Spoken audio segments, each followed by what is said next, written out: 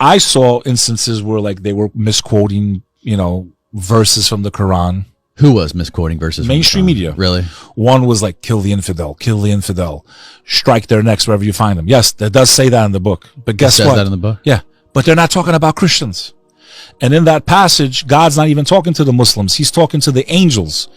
That verse that they loved using in the mainstream media about how they need to kill the infidel, Christians were not considered infidels in Islam. Who were they talking about? They were talking about the other pagan Arabs that were trying to destroy the Prophet Muhammad, who was bringing monotheism, who was telling people God is one, believe in Abraham, Moses, Jesus. These are all prophets of God.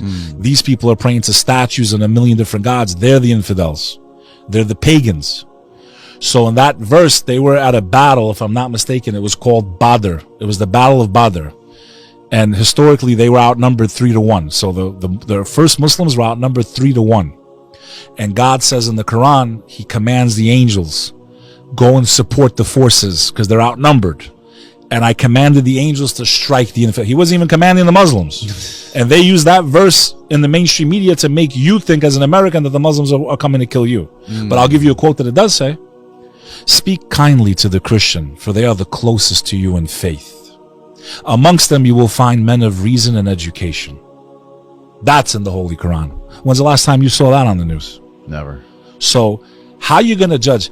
Brother, I've had so many conversations about religion. Most Christians don't even know that Jesus spoke Aramaic. They don't know that the word for God, pull it up, I dare you right now on Google.